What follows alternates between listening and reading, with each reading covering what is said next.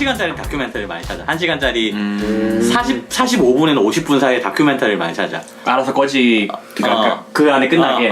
그거 있던데 불면증을 치료하는 많아. 다큐 뭐 이런 게 있어. 아니 왜 그 잠이 잘 오냐면 다큐멘터리 내용 자체는 별로 신경이 안 쓰이고 성우 목소리가 되게 나긋나긋하게. 그래서 처음에 오늘은 우주의 비밀을 파헤쳐 보도록 하죠. 여러분 태양은 얼마나 크다고 생각하시나요? 대부분 화성에서 잠든대요. 대부분. 맞아. 절대 뭐 금성까지 가본 적이 없다고 자기는. 수금지화에서 끝나는 거야. 아니 네가 진짜 화성에서 네가 유튜브를 좀 많이 봤네. 맞아. 보통 거기다가 화성에서 보통 잠든다. 댓글 보면 거의 다 화성이라고. 저는 명왕성까지 가던데요. 그런 애들도 있고. 네, 녹음이 되고 있었습니다. 아 정말요? 그냥 자연스럽게 넘어가기 위해서. 예, 그러면 다시 시작할까요? 네. 이제는 조금 이 논지와 관련한 질문들이 있으시면 또 한번 자유롭게 해주시죠. 저 논지랑 관련은 사실 없는 건데 그 전에 물어봤어야 되는 건데 물어봐도 괜찮아요? 네네네, 물론이죠.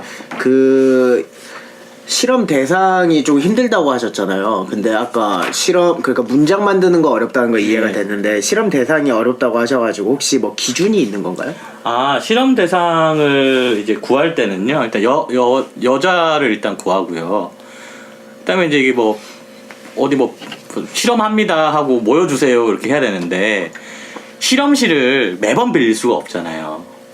시간을 정해야 되잖아요. 하루면 하루, 뭐 이틀이면 이틀 이렇게 정해야 되니까 그 안에서 이제 구해야 되기가 힘들고 뭐 어디 홍보하기가 힘들어요. 과 사무실 같은 데서 뭐 구합니다 이렇게 하기도 힘들고요. 왜냐면 뭐 실험 인원이 뭐 50명 뭐 정도 넘어서면은 이렇게 과에서 도움을 받아서 할 수도 있겠지만 뭐 많아봤자 10명 정도 구한다고 하면 되게 아름아름 구해야지 뭐 홍보를 어디 뭐 붙이기도 힘들고 뭐 과외 구합니다 이렇게 붙이기도 오히려 힘들고 이게 규모가 엄청 크지 않으니까 더 힘든 거네. 그렇죠. 네, 그렇기도 하고 그다음에 뭐 그런 거죠. 뭐 중간에 길 가다 길거리 캐스팅을 할 수 있는 거 구조도 더더욱 아니고 한번 반대로 한번 생각을 해보세요. 진짜 뭐 10명을 녹음을 해야 되는데 뭐 아는 사람 중심으로 녹음을 뭐 하는 것도 괜찮지만 사실 아는 사람 10명 녹음하고 하는 것도 쉽지 않아요. 왜냐면 녹음실이 정해져 있기 때문에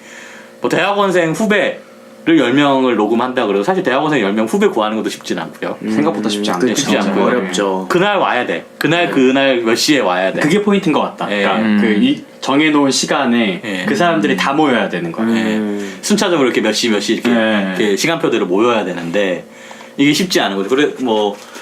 그리고 뭐 실험실을 쓸 수 있는 시간이 정해져 있는 게 되게 크네요, 사실. 매번 왔어요 하면서 뭐 녹음하러 갑시다 이렇게 되는 것도 아니고 실제로 그렇게 하면 녹음하는 사람들도 힘들어요.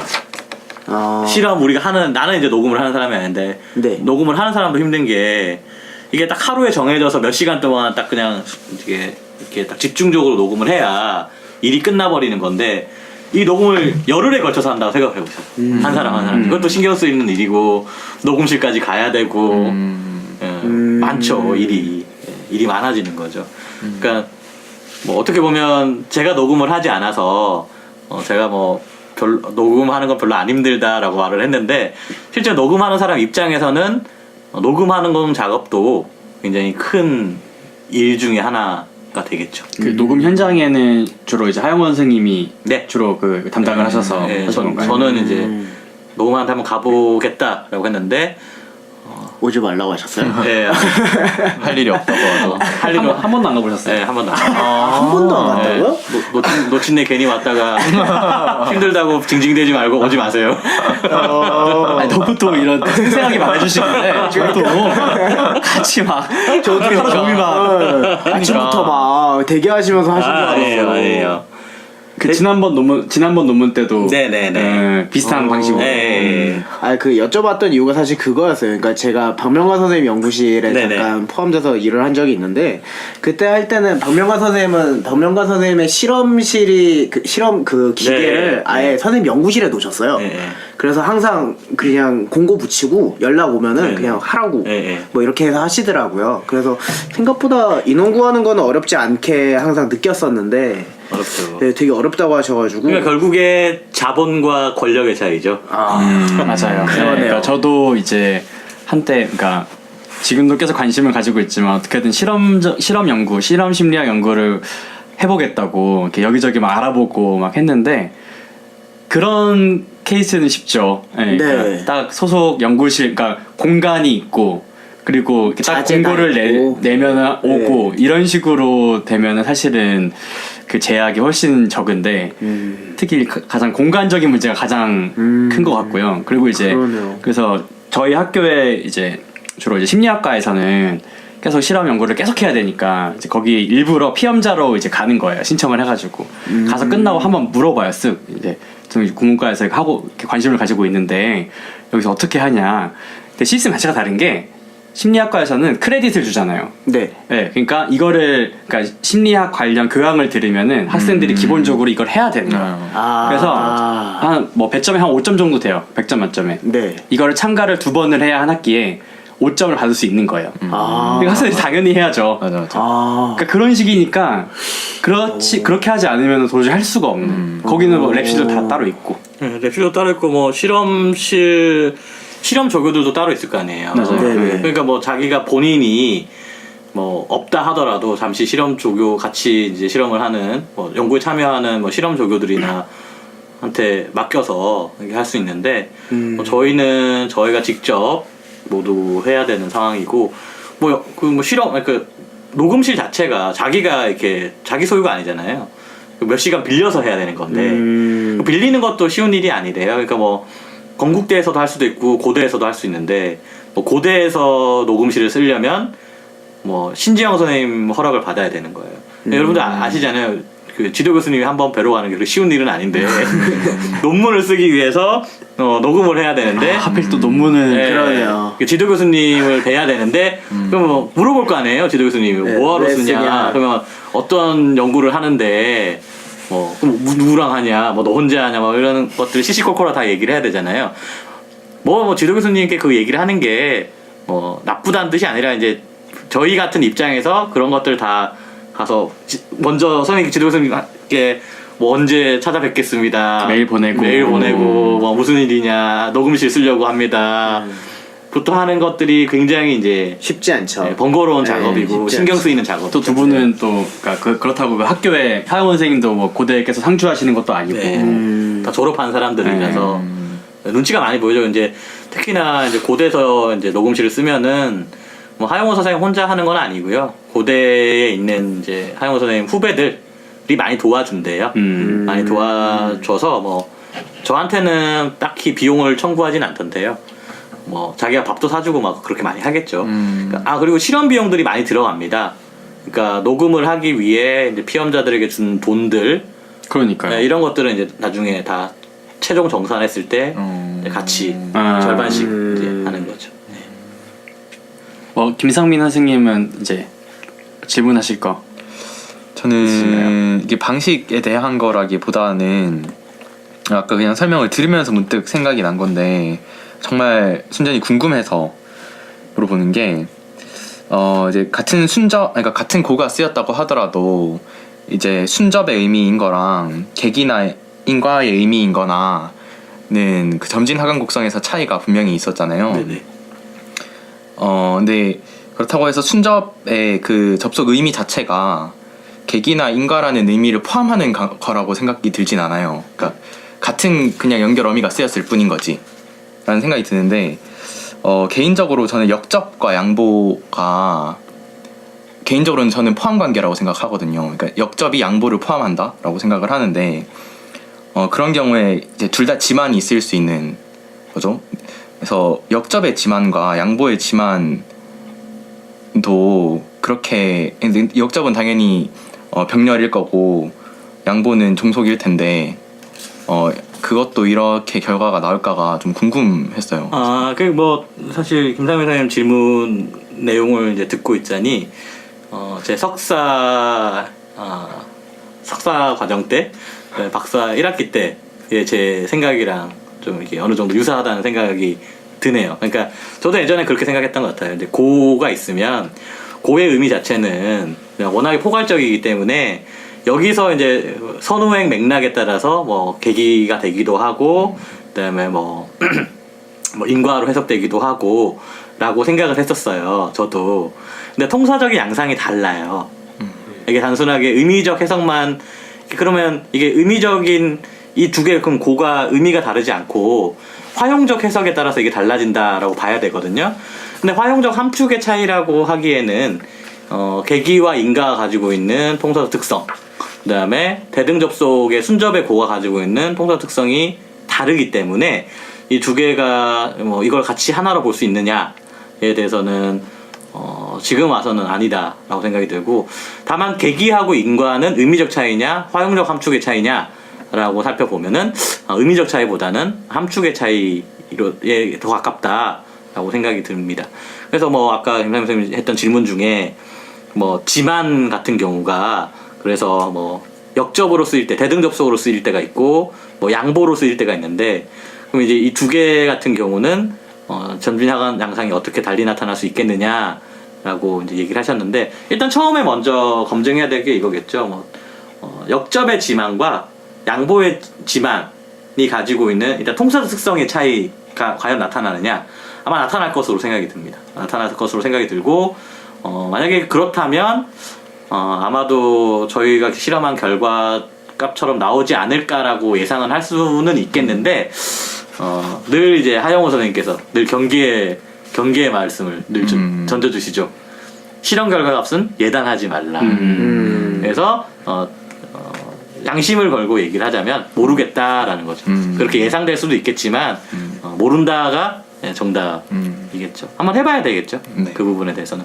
근데 역접 자체가 점진하강 양상이 기울기가 크지 그렇게 않아서. 크지 않아서 그래도 양의 값과 음의 값으로 차이가 나타나지 않을까라고 기대는 해봅니다. 가설.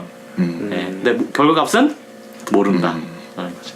실제로 만약에 저희가 주장하는 걸 더 해보려고 그랬으면 저희 뭐 지만이나 는대라든가 이런 걸 더 해봤으면 좋았을 텐데, 이제 고 하나 정도면은 뭐 충분하지 않을까, 대표적인 거였기 때문에 그렇게 생각을 했어요. 좋은 아주 날카로운 질문이고 아직 근데 그런 실험을 안 해봐서 근데 그런 실험을 많이 한다 해가지고 만약에 후속 논문을 하나 낸다 그러면 이 후속 논문으로서 별 가치가 없다고 저는 이제 약간 생각이 드는 거예요.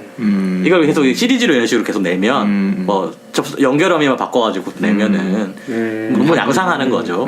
사실 이미 한번 한 건데. 네, 이미 한 거라서. 네. 근데 저는 그럼에도 불구하고 좀 이제 궁금했던 게 네. 이제 비슷한 논의가 될 수 있을 것 같은데, 이제 제가 예전에 이제 접속문에 대해서 처음 이제 공부하기 시작하면서 흥미를 가졌던 거 알고 좀 밝혀내고 싶었던 거는 오히려 그러니까 대등 접속과 종속 접속의 차이와 대등 접속문의 설정 근거보다는 종속 접속문 내에서 그 일종의 뭐랄까 종속성의 정도? 좀 약간 어떻게 그 정도성을 따지는 거를 너무 하고 싶었어요. 네네. 그래서 막 예전에는 여러 가지 보이는 통사적인 특성들 있잖아요. 네네. 이제 그런 것들을 이제 하나하나 팩터로 만든 다음에 네. 이게 되냐 안 되냐 막 이런 식으로 해서 한번 좀 나열을 해보고자 하는 꿈을 가지고 있었는데, 그거는 이제 이은경 선생님 박사 논문을 보고 이제 영향을 받았는데, 여기서도 이제 간략하게 나왔지만 여기서는 이제 고와의 비교를 위해서 연결어미 어의 이제 용법별로 나오는 기울기 차이를 밝히셨는데, 네네. 이거를 좀 더 확장시키면은 각각의 종속 접속 어미들이 가지는 그 종속성의 정도, 네. 반대로 말하면 그러니까 대등성의 정도도 네.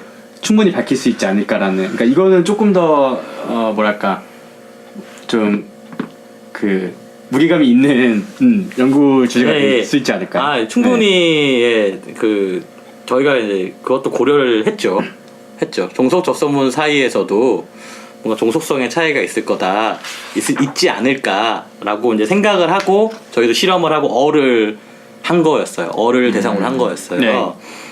근데 이제 우리가 문제가 되는 거는 이 종속 접속문에서 방식, 인과, 계기가 만약에 있다라고 했을 때에 이것 중에 의미적 종속성이 어느 게 큰가, 통사적 종속성이 어느 게 큰가 라는 것에 대한 논의를 할 수 있는 근거가 없더라라는 거였어요.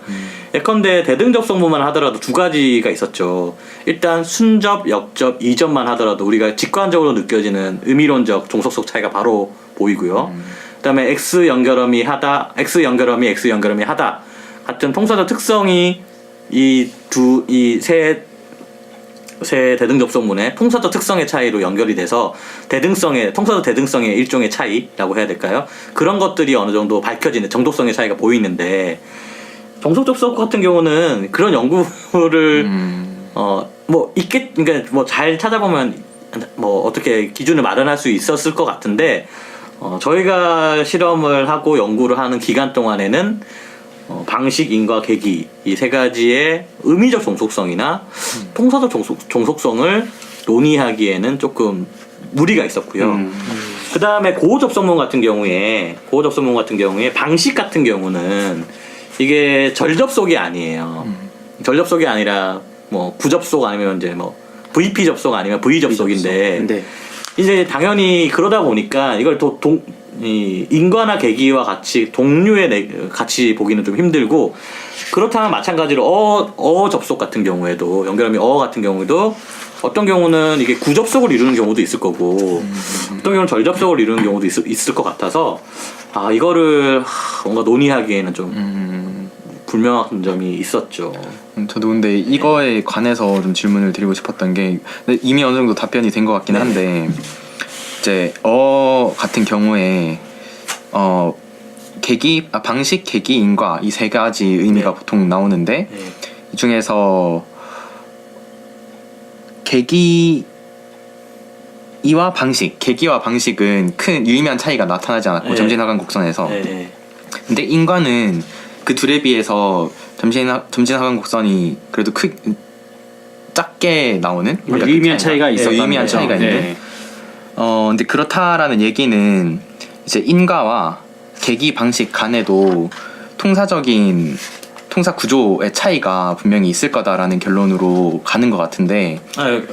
근데 이제 그렇죠. 근데 있을 것 같다라고만 추측할 수 있는데 네. 이거를 증명해줄 만한 통사적인 근거를 저희가 밝혀내지 못했다는 거죠. 그러니까 뭐 한계라면 한계인 거죠. 만약에 저희가 추측만 할 수는 없는 거죠. 왜냐하면 저희도 아까 예를 들어서 순접에서도 이게 통사적 차이냐 의미적 차이냐 이제 대등 접속에서도 이 대등 접속에서 나타나는 점진하강 양상이 차이가 생기는 게 의미적 차이냐 통사적 차이냐, 이제 이거를 그나마 논의할 수 있었던 거는 통사적인 큐들이 있었던 거죠. 근거들이 있었던 건데 이제 종속 접속 같은 경우는 실제로 종속 접속 같은 경우에 어가 어느 게 주제음이냐 사실 그것도 논의하기 쉽지 않아요. 그러니까 어가 계기가 먼저 있고 이게 인과가 있는 건지 아니면 인과가 있는데 인과성이 약해서 이게 계기로 해석되는 건지 뭐 그거 자체가 논의하기 쉽지는 않더라고요. 일단 그렇죠. 예. 그래서 이 종속 접속까지 들어와 버리면 이 쪽으로 들어와 버리면 이제 문제가 조금 달라지는 그러니까 이제 문제가 그 차이인 것 같아요. 이제 김상희 선생님의 입장은 이런 실험 결과가 나왔으니까 네. 이런 우물론적, 그러니까 이 운율 실현 양상을 통해서 네. 종속성의 정도를 네. 이제 그 차이를 밝힐 수 있지 않느냐라는 건데, 사실은 이 논문의 논지는 통사적인 근거와 의미론적인 그 차이를 운율 실현 양상으로 확인을 할 수가 있다라는 거고, 이것이 곧 통사적이나 의미적인 차이에 대한 얘기를 해준다, 이거는 아니라는. 그러니까 이제 거죠. 두 근거가 다 있어야죠. 물론 김상민 선생님처럼 논의하면 하고 싶죠. 욕심은 많죠. 뭐 연결음이 어에서 이렇게 결과가 나왔으면 실험 점진하강 양상이 이러니까 어에서 뭐 인과를 나타낼 때는 가장 두 절간의 동속성이 가장 약하다. 뭐 이런 주장하면 재밌죠. 근데 그런 주장을 하면은 이제 증명이 안 되는 주장인 거죠. 그래서 이거 자체만으로 그런 결론을 낼 수 있다라기보다는 네. 이제 이런 결론이 나왔으니까 통사적 근거를 찾을 수 있지 않을까라는 생각을 했었는데 네. 그래서 제가 한번 집에서 해봤어요. 네. 그러니까 이것도 전에 이제 민국 선배 김민국 선생님의 수업을 들으면서 예. 정리를 했던 내용 중에 예. 저 나름대로 대등 접속과 종속 접속을 나누는 예. 근거들, 사실 근거라고 배운 건 아닌데 이게 대등 접속문의 특성은 어떤 것이고 네. 종속 접속문의 특성은 어떤 것이다 이렇게 배운 게 있었는데 네. 그래서 대등 접속문의 특성이 많이 나타나면 대등성이 상대적으로 높다라고 생각이 들고 네. 종속 접속문의 특성이 많이 나타나면 종속 접속의 특징이 크다라고 네. 생각이 일반적으로 되니까 네네. 그걸로 한번 해봤어요. 네. 그래서 어떤 게 있냐면 선행절을 네. 이제 자리 옮김, 네. 그러니까 후행절의 중간으로 옮기는 네. 것, 그리고 주제어 제약, 그러니까 선후행절 둘 다 네. 주제를 나타내는 는이 붙는가, 그리고 세 번째가 대용화와 재기화가 가능한가, 네 번째가 절대 시제로 해석되냐, 그러니까 선행절이 절대 시제로 해석이 가능한가, 그리고 다섯 번째가 선행절이 부정의 범위 안으로 들어오냐, 그러니까 그거가 있고, 그쵸. 여섯 번째가 선행절에 따로 선어말 어미가 따로 결합할 수 있는가. 대표적으로 뭐 치지 형태서 결합 네. 영상이라든지. 네. 그래서 그렇게 6개 정도 기준을 가지고 한번 해봤는데 네. 똑같이 나오더라고요. 그러니까 이 계기랑 인과를 제가 한번 해봤거든요. 네. 근데 이게 두 개가 크게 차이가 없게 나와서 이게 근거가 찾기가 쉽지 않았겠구나라는 생각을 그냥 혼자 한번 해봤었죠. 네. 그렇게 안 나와서 그 주장을 못 하신 거 아니에요, 사실? 아니 꼭 그렇진 않아. 아, 그래요? 그렇진 않고, 그러니까 크게 뭐 솔직하게 얘기하자면 거기에 대해서 이제 생각을 별로 안 해봤어요. 그러니까 이제 이걸 증명을 굳이 이 부분을 증명을 해야겠다는 생각이 별로 없어요. 그러니까 눈에 바로 보였던 게 이제 대등접속문 쪽이어서 그쪽을 이제 많이 집중을 했었고, 그래서 논의 자체를 이제 이렇게 돼버리면 논의 자체가 굉장히 확장되고, 그다음에 이제 저희가 2장에 이제 접속문의 의미 통사 특성이라고 해서 굉장히 짧다면 짧고 길다면 긴데, 이 실험 논문에서 이 정도면 굉장히 긴 거예요. 네. 그쵸. 이걸 압축적으로 쓰는 게 굉장히 힘들었어요. 근데 이제 예를 들어서 대등접속문과 종속접속문에 가지고 있는 그 검증법 같이 얘기를 해서 얘기를 하기에는 너무 많은 내용들을 다뤄야 될 것 같아가지고 그 부분까지는 이제 솔직히 못 다룬 측면이 크죠. 이 논문의 역할이 아니라는 생각이 드네요. 네, 그러니까 이제 저희가 이제 핵심을 들었던 건 대등접속문. 이 주인공이었고. 네. 그렇죠. 그거에 집중하는 게 거기에 맞죠. 집중을 했었던 거죠. 그러니까 충분히 맞는 말이고 뭐 당연히 이제 여러 가지 대등접속문과 종속접속문의 통사 특성 차이로 비교해봤을 때 정독성을 봤을 때 몇 가지 만족을 하면 뭐 대등접속문에 가깝고 몇 가지 만족하면 종속접속문에 더 가깝다 뭐 이런 식으로 접근을 충분히 해봤을 수도 있을 텐데, 사실 저희는 이제 어를 비교 대상으로 많이 삼았던 이유 중에 가장 큰 거는 종속 접속과 대등 접속이 어떠한 차이를 보이느냐를 명확하게 보여줄 수 있는, 가장 대표적인 어미가 대등 접속에는 고, 종속 접속에는 이렇게 이런 식으로 대표적으로 삼았던 거죠. 뭐 그 얘기가 나온 김에 조금 이 논문 자체와는 좀 거리가 있는 질문인데요. 저는 읽을 때마다 참 궁금한 게, 이런 정말 그러니까 통사론 중에서도 그 구문론이라고 했을 때 이제 여러 가지 전개 방식이 이런 통사적 검증이잖아요. 네. 그게 이제 내가 어떤 거를 이제 뭐 고의 어떤 이 대등 접속 문으로서의 좀 성격을 밝혀야겠다라고 하면은 아까 김상현 선생님이 말씀해 주신 것처럼 이렇게 뭐 여러 가지 검증 방법들이 있잖아요. 네네. 근데 그런 것들이 기존의 논문에서 제기됐던 것들을 내가 이제 이거를 적용을 시켜보는 네. 것도 있겠지만 네. 논문들을 읽다 보면은 기존에 제시되지 않았던 여러 가지 증거들이 나오잖아요. 근거들이 이렇게 네. 해보면 이렇게 나온다. 네. 그거를 저는 어떻게 생각해내는지가 항상 궁금했어요. 아니에요. 근데 그 기존 논문들에 다 있던 거예요. 네. 있던 거를 조금 변형할 뿐이고, 그러니까 이제 결국에는 이제 이 질문을 이창현 선생님이 예전에도 한번 저한테 했던 걸로 생각이 드는데, 통사적 논증이라는 게 있어요. 통사적 논증 방식이라는 게 있거든요. 근데 아직 그게 익숙하지 않을 뿐이고요. 네. 근데 기존에 지금 다 통사적 논증하는 거는요, 다 기존에 다 있던 거예요. 있던 건데 어느 맥락에 이렇게 적용시키느냐가 중요한 거죠. 그리고 지금 내가 사용하고 있는 통사적 논증이 내가 지금 보여주고자 하는 현상을 제대로 보여주느냐에 대한 차이도, 이것도 이제 명확하게 이해를 하고 써야 되는 거죠. 그래서 많은 논문들을 좀 이렇게, 기존 논문들이라고 하면 좀 문제가 될 것 같고, 이제 과정생들 이 정도로 할게요. 뭐 과정생들이나 학부생들이 이제 통사적 논증이라고 이제 해놓은 걸 보고 있으면 그냥 이제 어디서 논증법 같은 거를 이제 자기 나름대로 논증이 됐다고 생각을 하는 것 같아요. 어떤 여러 가지 통사적 뭐 변환을 해본다든가 이 현상에는 이렇게 비문이 되고 하면서 어떻게 여러 가지 것들을 보여주는데 사실은 그게 자기가 보여주려는 현상에 대한 논증이 아닌 경우들이 많이 있거든요. 그래서 그런 것들을 이제 좀 경계를 할 필요가 있는 거죠. 그래서 저도 이 논문을 쓸 때, 이제 순접과 이접에선 별 차이가 없고, 이제 역접에서만 차이가 나타난다 라고 했을 때에 이거와 일치하는 통사 현상이 무엇인가를 찾으려고 엄청 애를 썼는데 엄청 애를 쓰진 않았고 바로 눈에 들어오더라고요. X 연결음이 근데 X 연결음이 하다 구성이 된다는 것 자체가 바로 두 절이 대등하다, 통사적으로 대등하다는 걸 보여주는 거예요. 연결음이 두 개가 선행절 후행절 다 붙을 수 있다는 건 선행절 후행절이 사실상 대등한 구조랑 통사적으로 대등하기 때문에 연결음이 다 붙을 수 있다는 거거든요. 예. 그래서 그런 것들이 이게 통사적인 대등성을 보여주는 대표적인 통사적인 특징인데 이 결과가 운율 구조랑 일치하게 나타나니까 이게 완벽하게 연결 관계가 있지 않더라도 있는지 없는지 모르겠지만 제시된 실험 결과만으로는 굉장히 매력적인 실험 결과처럼 보인다는 거죠. 예. 그래서 통사적 논증은 근데 안 맞는 사람도 있나 봐요.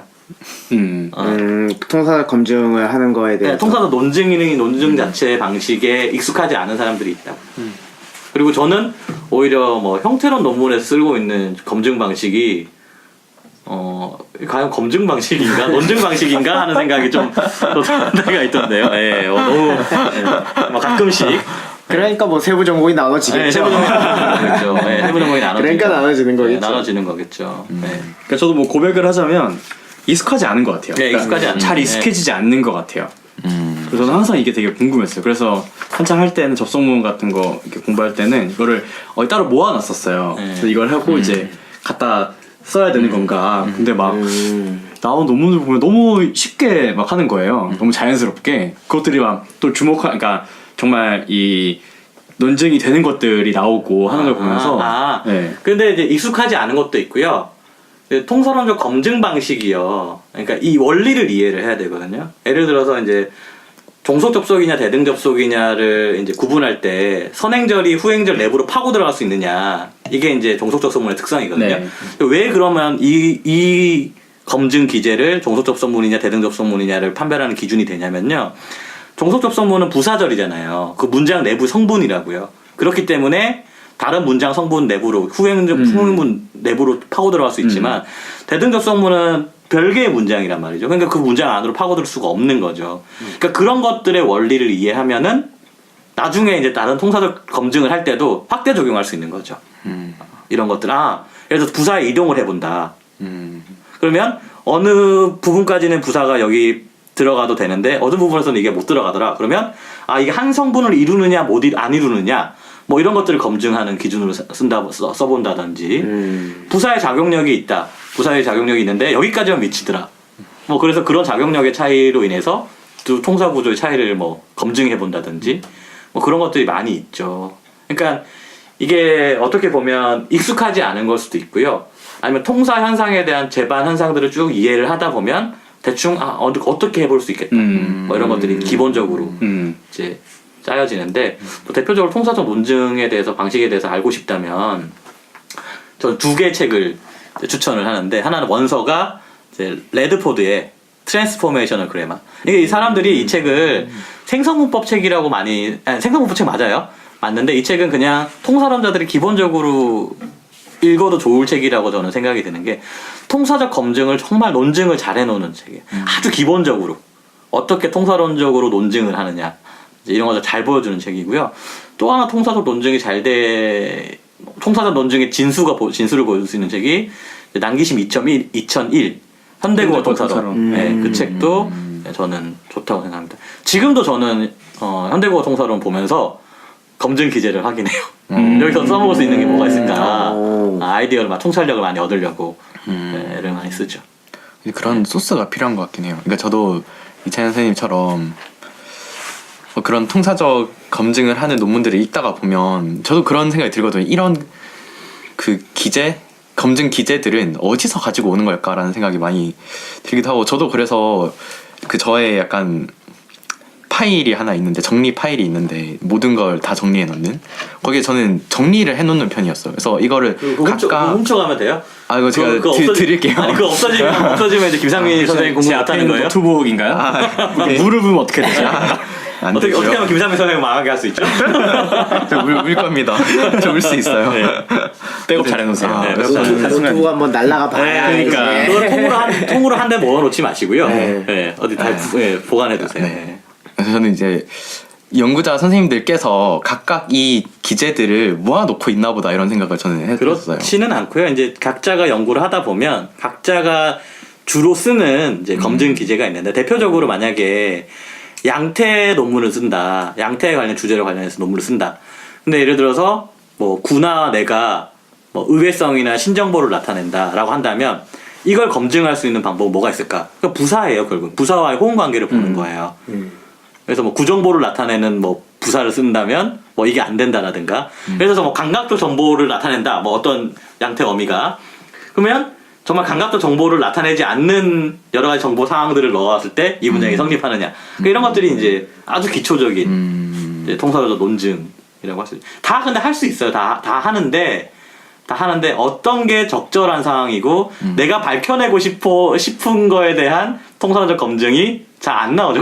그건 누구나 잘 안 나오는 것 같아요. 네, 그건 누구나 잘. 네. 그게 되게 내공 차인 것 같아요. 그런 걸 잘 하시는 네. 분들이 확실히 내공이 그리고 탄탄하시죠. 이제 그런 네. 논증을 했을 때 저희가 이제 뭐 통사론 연구회나 이럴 때서 이제 반론의 여지가 되는 것들이 이거를 밝혀내기 위한 거라고 적용을 한 거지만 네. 실제로 이거에 이렇게 다르게 나오는 요인은 딴 데 있는 거다라고 네. 선생님들이 많이 지적을 하시잖아요. 그러니까 네, 네. 그런 식인 것 같아요. 예. 그러니까 딱 이 일종의 이러한 종속 변수 하나만으로 딱 바뀌었을 때 나타나는 차이를 통해서 논증을 하는 네. 아, 방식. 그래서 네. 지금 이 논문에서는요, 여러 가지 지금 저희가 주장하는 내용 자체가 논란거리가 될 수 있었기 때문에, 무리한 주장은 하지 않으려고 했어요. 기초가 되는 주장은 다 받아들여지는 수준에서 주장을 했던 거였어요.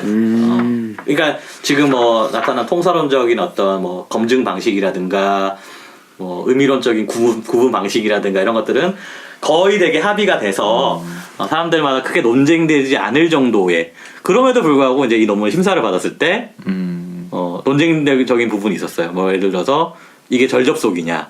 아니 말 나온 김에 이제 심사평 네. 중에서 좀 이제 얘기할 만한 인상 거리라든지 깊으셨던. 그런 있었죠. 것들은 예, 있었는데 제일 크리티컬했던 게 이제 뭐 심사위원은 누군지 모르겠는데 두 분 심사위원은 너무 호의적이어서 뭐 이게 심사인가 칭찬인가 뭐 자랑인가요? 결국도 네, 나중에 자랑이네요. 예. 언제 나오나 했어요. 한번 나와야 방송을 끝내는데 그리고 이 논문 자체 저희가 쓸 때 자신감이 좀 있었어요. 이게 발표도 좀 많이 했고 주변에 호평도 많이 들어서 혹평 말고 호평, 네, 호평을 많이 들어서 크게 걱정하진 않았는데 심사자 한 분께서 저희가 절접속이다, 동사구 접속이다 이렇게 했던 거에 대해서 다른 생각을 하고 하시더라고요. 그런 부분에 있어서는 좀 이제 크리티컬한 거였죠. 왜냐하면 접속문의 통사 구조를 어떻게 바라볼 건가에 대해서는 또 선생님들마다 워낙 이론이 달라서 이 부분에 대해서는 그 부분에서는 이제 또 논란이 있었죠. 그런데 이제 제가 답변을 하기에 물론 뭐 선생님 말씀도 심사자 선생님 말씀도 맞지만 그냥 일반적인 국어학계에서 통용되고 널리 받아들여진 정도이기 때문에 물론 선생님께서 말씀하신 부분도 뭐 고려를 해야 되겠지만 저희가 추구하는 실험 목적에서는 뭐 크게 문제가 되지 않는다 정도로 마무리를 지었던 것 같습니다. 근데 이제 앞불사 싶었죠. 이럴 수 있겠구나. 이게 다 사람들마다 다르겠구나. 뭐 그런 생각이 들더라고요. 네. 네, 뭐 그러면 이제 내용적인 측면에 대한 이야기도 많이 나눠봤고요. 이제 마지막 내용 벌써 끝나는 거예요? 그런 건가요? 할 얘기 진짜 많은데. 저희가 뭐 내용이 부족해서 네. 하고 싶으신 말씀이 굉장히 많으신가 봐요. 그 부분. 그래서 맞다. 그 부분도 있었어요. 이제 저희가 이제 주장을 이제 대등 접속문의 통사적 근거를 마련한다. 대등 접속문 설정 근거에 운율적 근거를 마련한다라고 했던 게 이제 나름 이제 좀 야심찬 계획이었고 실제로 학계에서는 한국어에는 대등접속, 그러니까 뭐 개론서에서나 이럴 때는 대등접속문을 설정을 하지만 접속문을 연구하시는 선생님들 사이에서는 통사적인 대등성은 없다고 많이 논의되고 있어요. 맞아요. 그쵸. 네, 그게 주류 입장이거든요. 네. 근데 이제 한국어는 당연히 통사적 대등성을 지니기가 어려워요. 왜냐하면 연결어미 자체가 저기 논문에 나오죠. 네. 부동사형 부동사형 언어이기 때문에 이제 그런 식으로 이제 쭉 썼는데 심사위원 한 분께서 대등접속은 다 인정하지 않아요. 그러니까 통사적 대등성은 뭐 말로는 그렇긴 하지만 그래도 개론서 수준이나 이런 데 다 인정하는 거잖아요. 너무 주장이 너무 센 거 아니에요? 라고 이제 주장. 오히려 반대로 네, 주장이 그러니까 왜 학교에서 그러니까 일반적으로 통사적 대등성 인정 안 하냐고. 그거 아니라고. 다 인정하는 거라고. 말은 그렇게 하는데 다 인정하는 분위기이지 않냐. 라는데 내가 너무 세게 말했나? 라는 생각이 들었어요. 근데 이제 제가 이제 심사 답변서에다가 저희 논문을 부각시키기 위해서 좀 필요했다. 솔직하게 전략이었다. 아니 근데 실제로 그렇고 뭐 개론서 수준에서나 그냥 상식적인 수준에서 얘기할 때는 통사적 대등성이 있다라고 하지만 실제 많은 논문들을 보면 그렇지가 않지 않느냐. 만만치 않은 반론이 있기 때문에 그런 우리가 지금 썼던 얘기가 틀린 얘기도 아니고 앞에 무조건 우리가 일부러 그랬다 그러는 게 아니라 그것도 아니고 그다음에 저희가 대등접속문 설정에 운율적 근거를 마련하는 논문이기 때문에 이 논지를 유지하지 않으면 우리 논문을 쓰는데 큰 우리 논지를 부각시키기 위한 방법이기도 했다라고 솔직하게 얘기를 했죠. 뭐 확실히 자기의 주장이나 주제를 부각시키기 위한 전략들이 있는 것 같아요. 있죠. 예, 논문이니까. 중요한 것 같아요. 정말. 논문이니까. 사실만 적시하는 게 아니기 때문에 되게 고민 많이 되더라고요. 사실 그러니까 고민하는 것 중에 하나인 것도 결국에는 설득하는 글인 거잖아요. 그쵸. 다른 사람들 설득하는 글이니까 이걸 어떻게 해야지 더 설득력이 좋아질까라는 고민이 되게 많이 되더라고요. 그렇죠. 그냥. 예. 충분히 뭐 그런 거죠. 그러니까 이제 만약에 논문이잖아요. 그러니까 논문도 하나의 글이잖아요. 이야기에 굴곡이 있고 클라이막스가 있고 적을 만들고 일종의 그렇죠. 아군을 만들고 이런 작업인데 순전하게 내 아군만 있는 논문을 쓰면 뭐 논문이 긴장감이 있어요? 없잖아요. 당연히 그러니까 거짓말을 하면 안 되겠죠. 대신에 거짓말을 하면 안 되지만 그래도 어느 정도 그 말이 사실이라면 그 논의를 이제 부각을 시켜놓고 얘기를 한다든가. 대표적으로 예전에 마리다 구성의 화용화 문법화 뭐 이런 논문을 썼을 때 네. 제 논문은 문법화라는 게 이제 굉장히 중요하다라는 논문이었는데 대표적으로 다들 문법화 다 인정하죠. 근데 이제 문법화를 반대하는 논문들도 있어요. 굳이 그 논문을 끌어들일 필요는 없는데 제 논의를 더 강조하기 위해서 문법화를 반대하는 논의들을 끌고 오는 것처럼 네, 그렇죠. 그래서 간혹 무리한 주장을 하는 논문도 꽤 인용지수가 높아질 수 있어요. 그런 얘기 많이 들었어요. 네. 인용이 되는 거죠. 네, 인용이 되는 논란의 중심에 설 수 그쵸. 있다는 거 네. 보니까. 나쁜 방법은 아닌 것 같아요. 그래서 제목을 뭐 조금 좀 세게 짓는다든가 뭐 더 이상 품사통형은 이제 품사통형은 이제 그만 이런 것들처럼 그러니까 논란의 중심이 딱 쓰잖아요. 네. 그런 논문들도 나쁘지 않다는 거죠. 네. 그 제목도 있잖아요. 저희 선생님께서 쓰신 명사는 동사를 위한 존재. 맞아요. 네. 깜짝 놀랐어요. 네. 제목 보고.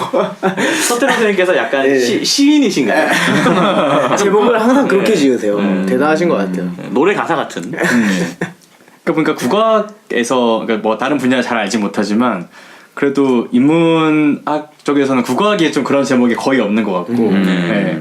딴 데는 되게 많더라고요. 문학이야 말할 것도 없고. 그쵸. 네. 문학이 그런 제목을 근데 많이. 그 사학, 역사학 쪽도 되게 많아요. 아 그래요? 거기는 얼마 전에 한번 이제 예전에 그 영화 사도 있잖아요. 네. 그 네. 사도에서 이제 그 사도세자에 대한 새로운 관점을 제시한 이제 일종의 영화인데 그거의 원작이 되는 게 서울대학교 국어문학과에 계신 정변설 교수님이 계세요. 고전문학 네. 하시는. 근데 그분이 이제 약간 정말 한문학 쪽보다는 주로 이제 이 사료 중심으로 네. 연구를 많이 하시는데 그때 뭐 한중록이나 그런 것들 사도세자 관련해서 통탄을 금치 못하고 이제 쓰신 이제 권력과 인간이라는 책이 있는데 그 논문 그 논문 내용을 차치하고 뒷부분에 제가 성함은 생각 안 나는데 이제 뭐 TV에서 유행하는 이제 사도세자 그린 이제 드라마나 이런 것들에 엄청 영향을 많이 끼친 그 사이비 학자 있어요. 그 작가 해가지고 인기 엄청 많은 작가 아니고 사학자도 있어요. 그 그분 말하는 역사학자라니까요.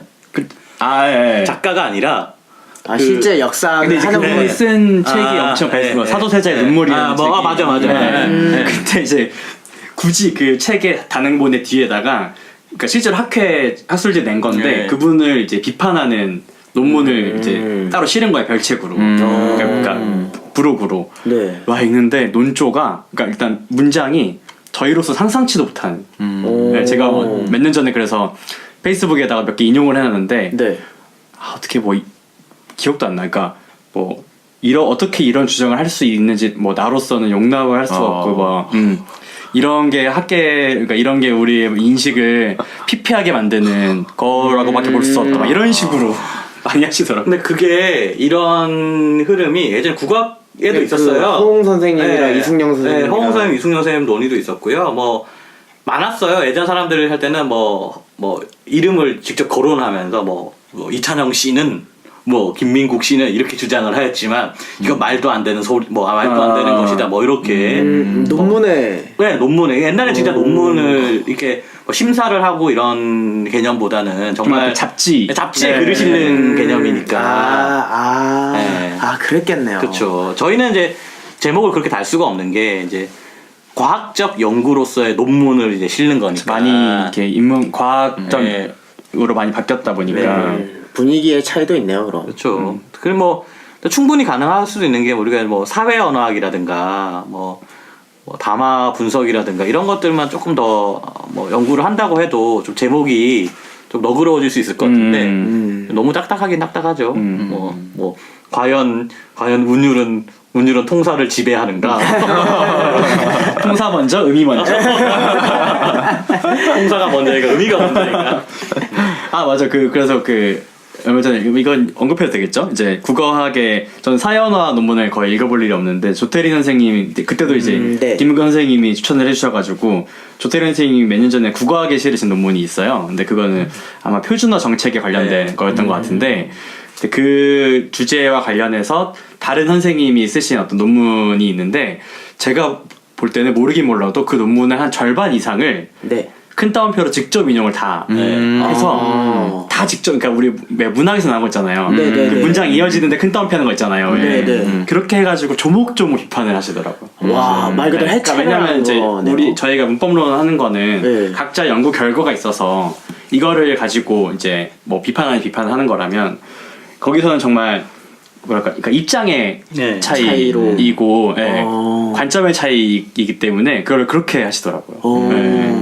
재밌더라고요. 저도 그 책을 읽으면 신랄해요. 하나 그러니까 이제 직접 인용을 할 수밖에 없는 구조가 그 해당 이제 표준어 정책과 관련된 이제 여러 가지 논조들이나 이제 근거들을 해석해서 올리면 안 되고 정말 이걸 보여줘야 되는 상황이다 보니까 했는데 우리도 저희도 하다 보면 그런 게 좀 생기지 않을까 논문을 또 바뀔 수도 있죠. 네.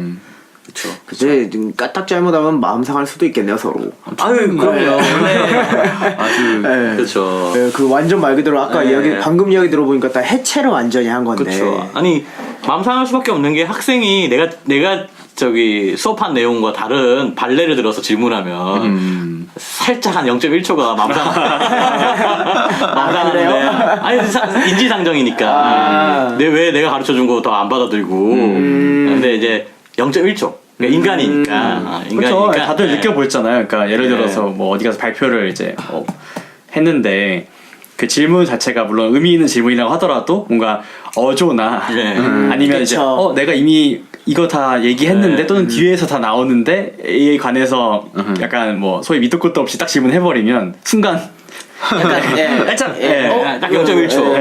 아니 처음에 인지 들어오는 순간에는 사람이니까 우리가 이성적으로 판단한 게 아니라 들어오는 순간 반대 의견이니까 말고죠. 기분 나쁘게 듣지 말고 하는 순간부터 기분이 나빠요. 꼰대들이 이런 말 해도 될지 모르겠지만 하면 안 되는 말 하지 마. 그럼 하지 마세요.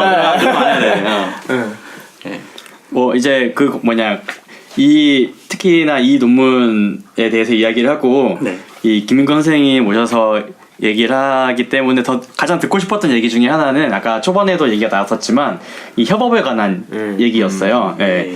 그러니까 뭐 지금 뭐 우리 학계에 대한 얘기를 많이 하고 있지만 이제 국어학계에서 물론 뭐 없다고는 할 수 없겠지만 이렇게 다른 분야에 정말 이 문법론 하위 분야에서 정말 다른 분야의 어떤 그 또래 학자 선생님들이 이렇게 같이 좀 꾸준히 협업을 하는 케이스를 요즘은 많이 찾아보기 어려운데, 그리고 예전부터 제가 알기로도 뭐 과정생 시절부터 꾸준히 이렇게 계속 협업을 해 오신 걸로 알고 있는데요. 그러니까 그러니까 우리 학계에서 연구를 할 때 협업이라는 게 어떤 가치를 가지고 있고, 또 만약에 협업을 다 할 경험이, 그러니까 기회가 있겠죠, 앞으로. 저희가 아직 없더라도. 그렇게 할 때, 뭐, 주의해야 된다거나, 아니면 조금 신경 써야 될, 그리고 이거를 통해서 궁극적으로 얻어야 할 것이 어떤 건지, 네. 예, 그거에 대한 생각을 좀 듣고 싶습니다. 네, 뭐 협업에 대한 자부심이 좀 있습니다. 제가 협업을 좀 많이 했고요. 협업에 대한 가치를 많이 생각하고 있는데, 근데 실제 협업은 많이 하죠. 공동 논문들은 많이 나옵니다. 근데 이게 정상적으로 공동 논문이 나오는지에 대해서는 의문이 많아요. 네, 이게 그래서 협업을 하면 연구 논문의 연구 실적 자체를 확 깎아버려요. 실제 어디 대학에서 임용을 한다던가 뭐 연구 실적 평가를 한다던가 할 때에 그쵸. 뭐 좋습니다. 뭐 70%까지 인정하고 뭐 다 좋아요. 근데 이걸 이제 왜 그러냐를 한번 생각을, 어떤 경우에는 공동 논문으로 쓰는 거는 인정을 안 하는 경우도 있어요. 아, 그래요? 안 하고 뭐 주저자나 교신 저자여야지만 인정을 한다라고 하고, 그러다 보니까 요새는 주저자, 교신 저자 그냥 다 같이 기입을 해요. 옛날에는 그런 거 없었어요. 저는 그런 생각을 안 했거든요. 이거 뭐 교신 저자, 주저자가 어딨냐, 그냥 같이 공동으로 썼지라고 생각을 했는데, 요즘은 근데 역할 분리를 하지 않으면 연구 실적을 아예 못 받는 경우들이 너무 많이 생겨서 이제 이런 것들을 이제 표기를 명확하게 하는데, 왜 이런 일이 생기냐면 많은 공동 논문들 중에 기계적으로 나온 논문들이 좀 많이 있어요. 그리고 뭐 특정한 저자가 여러 사람들을 번갈아 가면서 뭐 논문이 나온다든가 뭐 많죠. 여러분들 뭐 보시면 뭐 봐서 아시겠지만 그런 경우도 있고, 또 하나는 이제 책을 쓰면서 협업이라고 하기는 너무 나쁘끄러울 정도로 각자가 쓴 논문들을 모아놓는데 무슨 협업이에요. 저는 개인적으로 협업이라 생각하지 않아요. 그냥 너무 차라리 그럼 편서를 내면 되는데, 편서 누가 봐도 편서인데, 아, 공동 저서라고 나온 네. 이제 건데. 저는 혼자 했던 것보다 더 좋다고 생각을 하거든요. 그러니까 이제 사람들이 그러는 거죠. 그냥 괜히 싸우고 힘들고 할 바에야, 효율성 떨어지고 시간 많이 걸리고 괜히 맘 상하고 할 바에야 그냥 혼자 연구하고 말지. 게다가 지금처럼 연구 업적에 대한 압박이 심한 경우에는, 근데 예를 들어서 제가 이제 구어문어 통합법 기술이라는 책을 이제 총 4권을 이제 시리즈로 냈었는데, 이 책은 혼자서는 못 써요, 절대로. 그리고 혼자서 어떤 사람이 어떤 파트를 맡아서 어떻게 집필을 한다? 이것도 불가능해요. 모든 사람들이 같이 역할 분담을 해서 같이 전체 책이 있으면, 한 챕터가 있으면 어떤 책에 어떤 부분을 기술을 해가지고 어떻게 기술하고, 그래프를 어떻게 내고 결과를 내고, 그래프를 그리고 문법을 기술하고, 이렇게 전체가 모은 거를 또 한 사람의 에디터가 같이 보고 여러 사람들이 다 같이 의견 조율을 하고, 이런 과정들을 거쳐야지만 책이 나올 수 있는 거였는데, 그냥 편서 형식으로 뭐 나올 수가 없어요. 누구는 뭐 너는 뭐 1장, 너는 2장, 3장, 이것도 불가능한 구조라고요. 하지만 저희가 4사람이 작업을 하면서 4사람이 작업하지 않으면 못 나올 책이 나오는 거예요. 저는 그렇게 생각을 하거든요. 마찬가지로 하용호 선생님과의 작업도 하용호 선생님과 공동 작업을 하지 않으면 나올 수 없는 결과물이 나온다고 생각을 합니다. 그렇죠. 하용호 선생님 혼자서 했다? 물론 그래프는 나오겠죠. 네. 뭐 김민국 나 혼자서 했다? 그러면 앞에 2장 뭐 4장 이 정도 썼겠죠.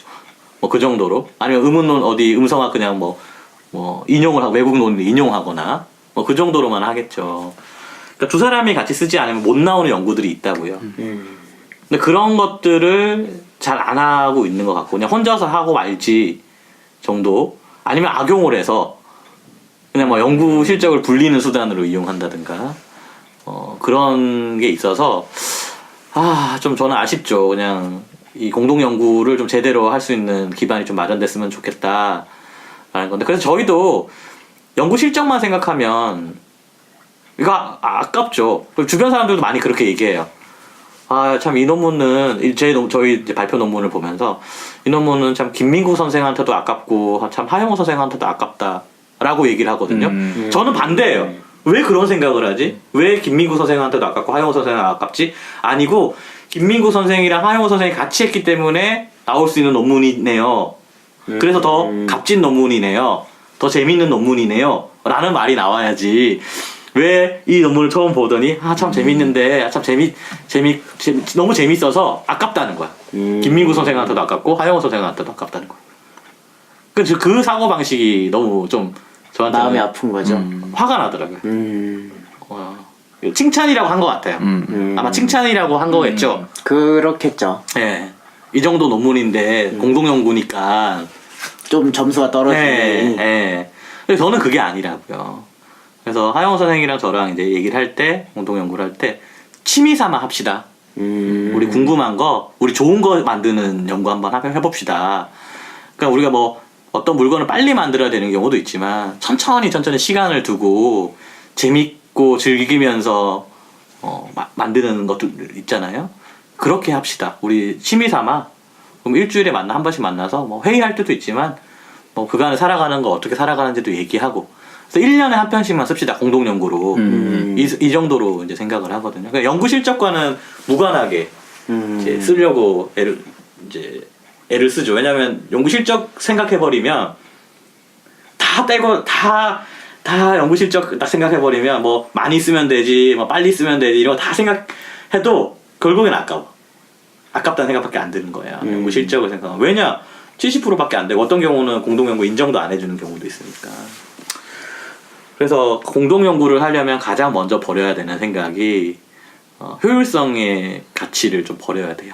효율성의 가치를 버리고 대신에 함께 해서 재밌는 점을 발견을 해야 돼요. 뭐 회의를 하면서 뭐 얘기를 한다든가 다른 이제 회의를 하면서 다른 국악적 얘기도 많이 하잖아요. 뭐 정보도 들을 수도 그쵸. 있고 네. 뭐 그런 것들 정도로 생각을 해야지 효율성의 가치로 생각하면은 힘들고, 만약에 효율성의 가치를 생각한다면 각자 나눠서 할 수 있는 걸로 해야 돼요. 너 논문 1장 쓰고 나 2장 쓰고 나 3장 쓰고 그래서 모아서 그냥 붙여서 바로 낼 수 있는 예. 형식으로. 근데 그게 공동 연구는 아니거든요. 뭐 여러분들 해보셔서 뭐 그런 식의 연구 많이 해보셔서 알겠지만 그럼 뭐하러 같이 하나 라는 생각이 많이 들죠. 그래서 공동 연구를 하기 위해서 가장 신경 써야 될 거는 효율성과 연구 실적에 대한 압박 뭐 이런 것들을 그런 것들을 이제 좀 신경 안 쓰고 네. 이렇게 내려놓을 때 좀 진정한 네. 이렇게 공동 연구가 될 수 있다. 네. 네. 사람을 만나는 것이 재밌어야 돼요. 좀 많이 싸우거든요. 그러니까 싸운다는 게 제가 뭐 사람들이 김민구 성격이 참 이렇게 다혈질이라서 혹은 뭐 성격이 별로라서 많이 싸우는 물론 맞아요. 물론 틀린 말은 아닌데 제가 근데 그 정도로 사회화가 완전 뭐 제로라든가 그렇진 않아요. 만나보신 분들은 뭐 아시겠지만 제가 뭐 다혈질이고 좀 직선적이고 좀 화도 잘 내고 하는데 뭐 그럼에도 불구하고 제가 막 엄청 막 뭐라고 해야 되나 막 그냥 뭐 아무 사람한테나 그러거나 그러진 않고요. 그래서 많이 싸운다는 말은 상할 수밖에 없어요. 아무리 젠틀한 사람들끼리 모여도 의견 차이가 생기게 되면 논문을 쓸 때 자기 의견을 관철을 하게 되잖아요. 그래서 자기 의견을 관철하는 게 중요한 게 아니고요. 상대방의 말을 어떻게 최대한 이해하느냐가 중요한 것 같아요. 반대로 생각해야 돼요. 그러니까 내 말을 상대방에게 관철시켜야지 라고 생각하면 협업이 안 되고요. 상대방의 말을 내가 어떻게 최대한 이해 한번 해볼까 공부를 해야 되는 거예요. 그 사람이 주장하고 있는 내용이라든가. 그래서 저희가 이제 협업 같은 걸 할 때는 서로가 주장하고 있는 근거에 대해서 이제 자료를 이제 정확하게 이해는 못하더라도 예를 들어서 뭐 이 접속문 논문 쓸 때는 이제 제가 주로 읽었던 뭐 이은경 선생님 학위 논문이라든가 남기심 선생님이 썼던 접속문 책이라든가 임동우 선생님 이제 논문 이거를 이제 하영호 선생한테 주고 하영호 선생이 이제 이거를 읽고 저는 이제 음성학적인 논의와 관련된 거를 이제 논문을 읽고 상대방을 하려는 마음으로 가야지. 처음에는 그렇죠. 저희가 상대의 뜻을 서로의 뜻을 관철시키려고 엄청 많이 애를 썼죠. 그러니까 싸울 수밖에 없. 왜 이게 안 되는 거야? 그러니까 왜 이 주장을 하면 안 되는 거야? 이제 하영상 답답한 거지. 이제 음성학은 정말 자연과학 성격이 가깝기 때문에 나오지 않는 걸 가지고 엉뚱하게 해석을 해버리면 안 돼요. 이제 해석의 폭이 굉장히 좁아지는 거고, 저는 이제 논의를 하는 사람이니까 최대한 좀 논의를 확장시켜서 얘기를 하려고 그러는데, 여기서 이제 차이가 생깁니다. 저희가 바뀌었어요. 많이 저희가 논의를 하면서 하영호 선생은 이제 논의를 하는 거에 이제 좀 더 관대해졌고요. 저는 이제 자료 해석을 하는 데 있어서 조금 겁을 먹고 조금 소극적으로 해석을 하게 되고, 그게 이제 서로 거리를 좁혀지는.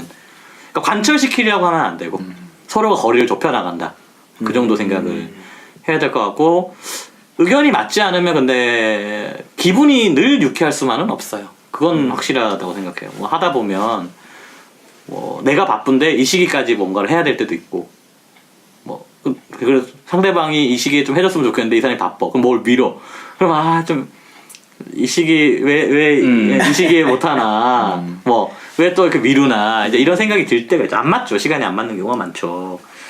그래서 뭐 그런 것들도 이제 뭐 갈등의 요인이 될 수도 있고. 그러니까 갈등의 요인을 찾으려고 그러면 많아요. 그냥 이 사람이기 때문에 갈등의 요인이 될 수도 있어요.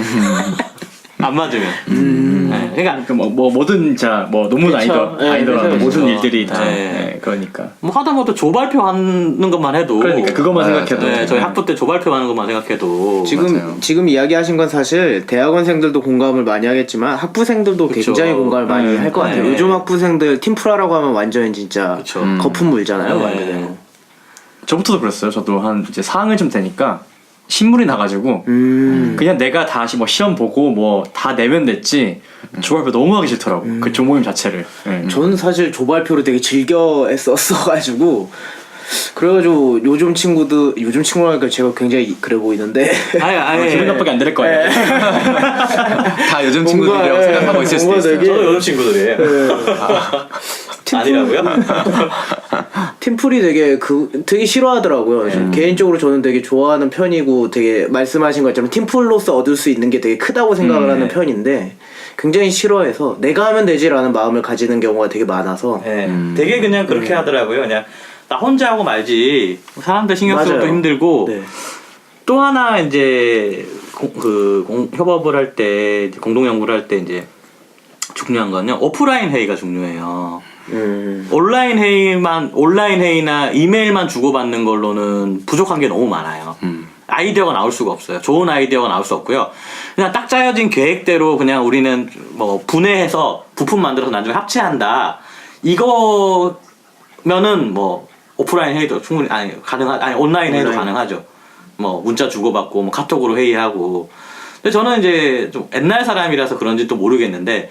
근데 실제로 저희가 했던 모든 공동 협업 작업들에서는 다 오프라인 회의 중심이었어요. 온라인 회의는 거의 없었어요. 그냥 회의를 10분만 하더라도 무조건 오프라인. 오히려 그냥 수다를 떨어도 오프라인. 실제 회의가 10분밖에 안 되더라도 오프라인은. 그게 되게 중요해요. 친목감을 다지는 게 굉장히 중요한 거라는 생각이 들어요. 근데 마찬가지로 효율성이 떨어지죠.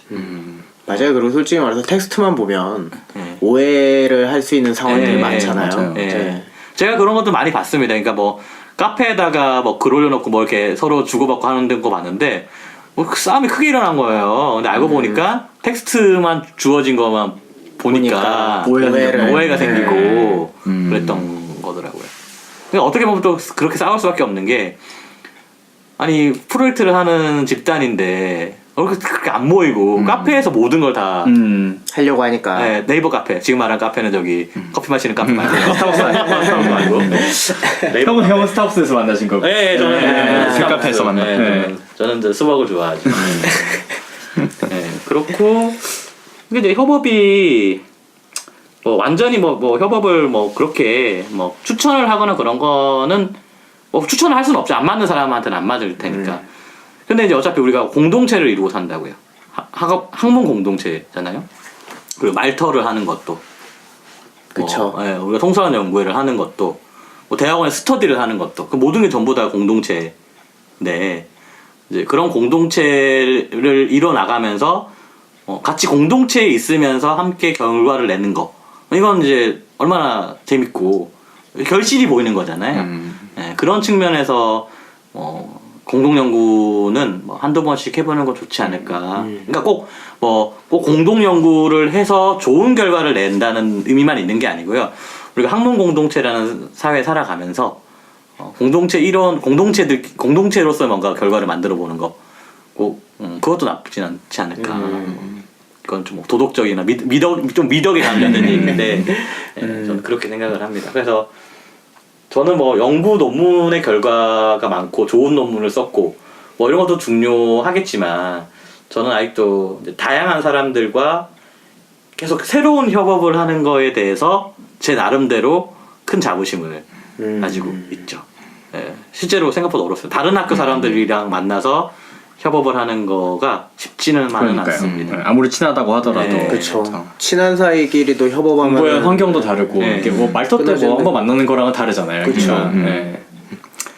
그렇죠. 혹시 뭐 앞으로 그러면은 이 1년에 한 번씩 이제 한 편을 뭐 내자 이렇게 네. 말씀하셨다고 했는데, 바로 가장 가까이 있을 것 같은 연구 주제는 뭐 여러 가지 하고 계시겠지만 아이디어 차원에서라도 있으신지. 아이디어 차원으로 얘기를 하자면, 아마 근데 제가 이제 앞으로 연구를 하자면 결국에 이게 좀 아이디어 찾기가 힘들어요. 그러니까 그러니까 운율이 통사에 관여하는 양상이 그렇게 막 잘 보이지 않거든요. 그래서 뭐 제시어라든가 그 다음에 반말체 어미들이 가지고 있는, 종결어미들이 가지고 있는 이제 억양 양상이 어떻게 되는, 이제 문법서에 보면 네. 이런 게 돼 있거든요. 의문문은 구별이 되는데 뭐 평서문이나 명령문이나 그다음에 청유문은 이게 억양으로 구별이 안 된다. 맥락이 있어야지 구별이 된다. 뭐 이런 서술들이 있거든요. 문법서나 연구 논문들을 보면. 네네. 그럼 실제로 과연 그런가? 뭐 이런 것들을 한번 조금 보려고 하고.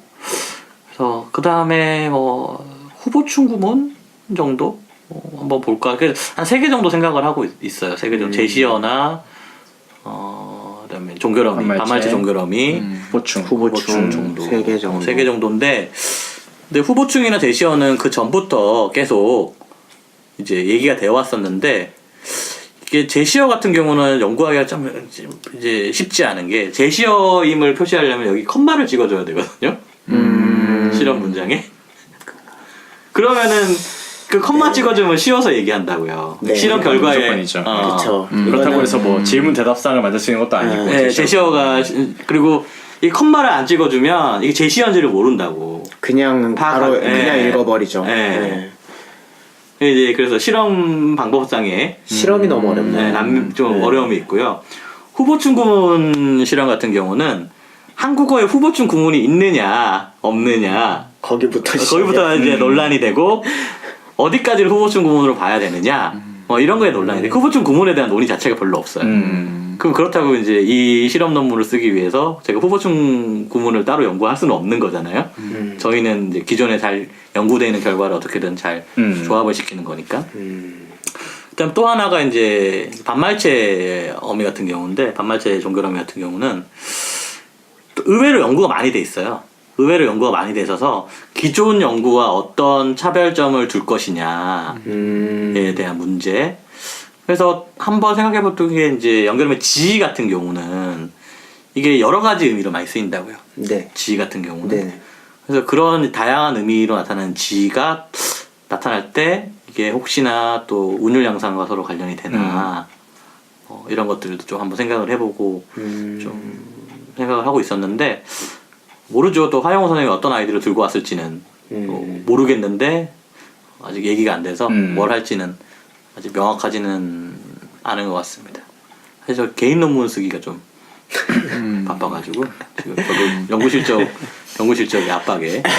자연스럽게 그럼 이제 개인적인 네. 향후 계획은 어떻게 되시나요?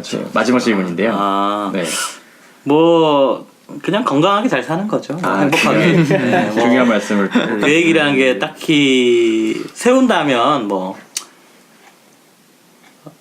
계획대로 잘 안 되잖아요. 계획대로 잘 안 돼서 저는 늘 행복하게 건강하게 사는 거 그거면 충분하지 않을까. 근데 뭐 어떻게 하다가 그때 살면서 공부가 많이 돼서 좋은 연구 결과가 나오면 그건 뭐 운이라고 생각하고 운이라기보다는 그냥 하늘이 준 거고 물론 열심히 노력해야 되겠지만 그냥 제가 딱 생각하는 계획은 건강하고 열심히 살고 행복하게 살자 뭐 이 정도입니다. 감사합니다. 예. 네, 오늘 시간이 되게 많이 지났는데 생각보다 금방 갔어요. 그렇죠? 네. 그래서 오늘 벌써 9시 25분인가요? 네. 네. 2시간 반 했네. 와. 근데 시간 진짜 빨리 간다. 음. 정말. 와. 아니 이게 2시간 반이 지났다고요? 네. 이거대로면은 지금 이제 네. 2시간 좀 넘게. 2시간? 네. 근데 1시간짜리를 만드는 거죠. 해봐야죠. 네. 야. 최대한 좀 너무 길어지지 않게. 이게 얘기를 이제 하다 보니까 저 혼자 얘기를 하다 보니까 다른 분들은 좀 듣기에 좀 이제 지루하지 않았을까 뭐 이런 생각이 드는데. 근데 이거는 약간 네. 그러니까 대중성을 거의 고려하지 않은 걸로 시작을 해야 될 것 같아요. 그냥 진짜 이렇게 알만한 사람들. 네. 아는 사람들 듣는. 그냥 아는 사람들끼리 들으면서 이제 깔깔깔깔 대면서 이야기하는 거 봐. 이러면서 저 사람 나왔다 이러면서 저 사람 또 협업하자고 그러는데 저게 뭔 자랑거리라고. 그럼 이제 마지막 클로징으로 예. 네, 오늘 이 김민구 선생님을 모시고 논문에 대한 이야기와 뭐 여러 가지 많은 이야기를 했는데 생각해보니까 게스트를 모셨는데 이 녹음 장소가 게스트 선생님의 집입니다. 제가 호스트 아닌가요? 호스트 겸 이거 호스트죠. 그렇죠. 네. 앞으로 그게 변화가 없다면 아마 예. 녹음은 여기서 되지 않을까. 네, 저는 제가 말 한마디 안 하고 제가 그냥 가만히 있어도 뭐 장소는 대여해 드릴 수 있습니다. 네. 이 정도면 게스트가 아니라 그냥 패널이지 않나. 고정 게스트로. 밖에 나갈 수는 있습니다. 밖에 나가서 갑자기 띠리리.